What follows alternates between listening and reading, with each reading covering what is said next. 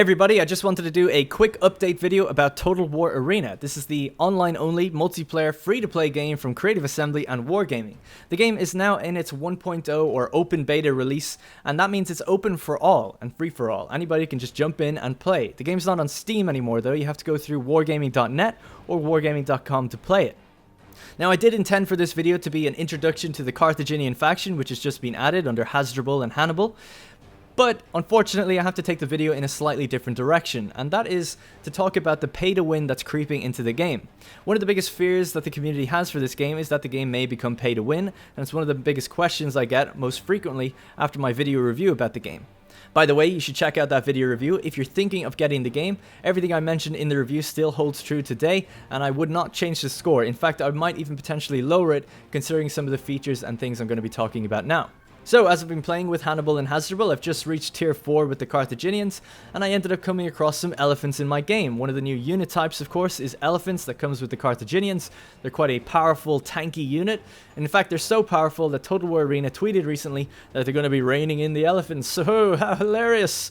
Cool, okay, so the elephants are powerful, and I encountered them at tier 4. Now, I was thinking, alright, fair enough, I hate loose tier banding, I hate coming across tier 5 elephants in my tier 4 game, but whatever, that's just the way the game goes, and you know, when I get to tier 5, I can't wait to use some elephants of my own. So I decided after the game was over to go out to my tech tree and have a look at when I'll be getting the elephants. I looked at the premium unit, nope, it's not there. Not there, not there, not there. It wasn't seemingly anywhere at tier 5. No tier 5 elephants. That's very odd. I could see them at tier 6, but not at tier 5. I double checked my eyes. I blinked a few times. I looked at the premium. Surely it's a premium unit.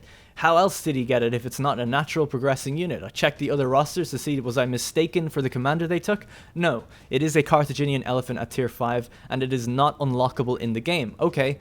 So when I couldn't find the units in the in-game tech tree, alarm bells started sounding off in my head, and I feared that they may be on the premium Wargaming website, and my fears came true. They're on the Wargaming website here. If you scroll down, for £10.77, which is about $15. That is a single elephant unit for $15. Just want that to sink in with people. $15 for a single elephant unit, and that is an elephant unit that reuses a model from a game that came out 5 years ago and sold millions of copies. It had a slight retexture done to it to add that little color, kind of color paint on the front. It looks nice, I'm not gonna lie, but it's $15 and you can't earn it in game. Even if you put $15 into the game in gold by buying it, you can't get that elephant. You have to buy it through their external website.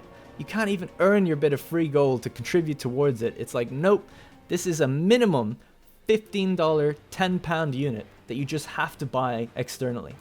And what it does is it introduces elephants a tier early. And this is significant. It introduces a whole unit class a tier early if you pay. Now previously there's been premium units such as cavalry and things like that. If we just have a quick look here, go to Romans, let's just pick Caesar for now, and have a look at the tech tree, you can get cavalry here at tier 4. Now this is interesting because cavalry isn't available normally until tier 5. Okay, why is it any different?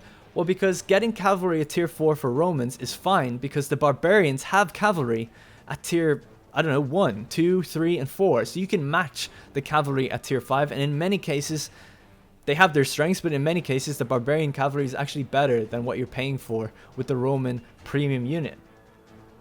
So introducing a whole unit class that isn't matched by anything else a tier early, seriously, royally screws up the game. I was a tier 4 player. Tier 4'd out of my mind going into a game, coming across a tier 5 elephant unit. I don't even have all my abilities yet, and there's nothing that our team could do to counter this unit other than if we just got lucky by taking a ton of missiles.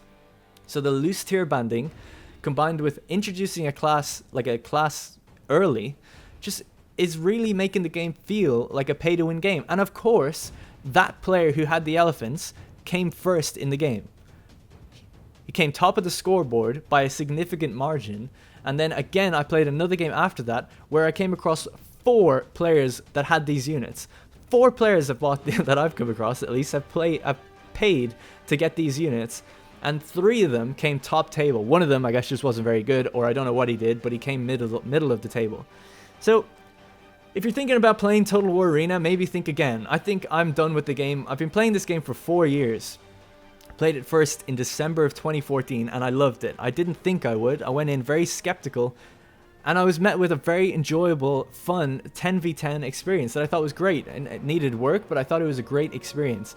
And I've stuck with it for such a long time, played hundreds of hours, and now I'm at the point where it's like, you know what? You're doing really dodgy stuff by putting that kind of thing in the game. And the cosmetics have been reduced, and the game's direction has just been all over the place. And I'm just done.